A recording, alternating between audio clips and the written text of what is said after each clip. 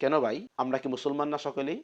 সংসদে যতগুলো সদস্য আছে আমার জানা মতে ৫-৭ জন বাদ দিয়ে বাকি সকলেই মুসলমান হিসাবে রাসূল সাল্লাল্লাহু আলাইহি ওয়াসাল্লামের কটূক্তিকারীকে সর্বোচ্চ শাস্তির দাবি এটা তো সকলের হওয়া উচিত। আসসালামু আলাইকুম ওয়া রাহমাতুল্লাহি ওয়া বারাকাতুহু। সুপ্রিয় দর্শক, কেমন আছেন? আশা করি আল্লাহর রহমতে ভালো আছেন।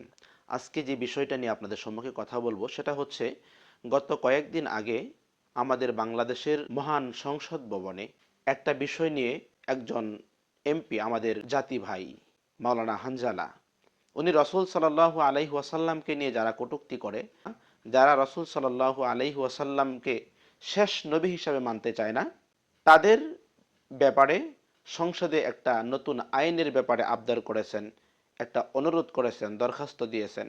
সেটা হচ্ছে, যারা রাসূল সাল্লাল্লাহু আলাইহি ওয়াসাল্লামকে নিয়ে কটূক্তি করবে, যারা রাসূলকে অমান্য করবে, তাদের জন্য মৃত্যুদণ্ড রায় দেওয়া হয়।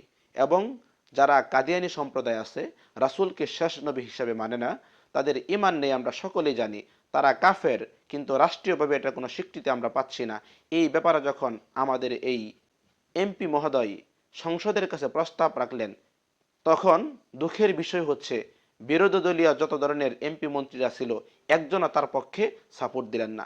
একজন ব্যক্তিকেও দেখলাম না টেবিল চাপড়িয়ে তাকে বাহবা দেওয়ার জন্য, টেবিল চাপড়িয়ে তার কথার সাথে একমত পোষণ করার জন্য। কেন ভাই? আমরা কি মুসলমান না সকলেই? সংসদে যতগুলো সদস্য আছে আমার জানা মতে ৫-৭ জন বাদ দিয়ে বাকি সকলেই মুসলমান হিসাবে রাসূল সাল্লাল্লাহু আলাইহি ওয়াসাল্লামের কটূক্তিকারীকে সর্বোচ্চ শাস্তির দাবি এটা তো সকলের হওয়া উচিত। কিন্তু দুঃখজনক ব্যাপার হলো, আমরা ক্ষমতার মসনদে বসে আমরা ওই আল্লাহকে, ওই রাসূলকে ভুলে গিয়েছি, যদিও আমরা রাসূলের উম্মত। ৯৫% মুসলিম রাষ্ট্রে মুসলমানদের এমন হালত দেখে দুঃখ রাখার জায়গা খুঁজে পাই না।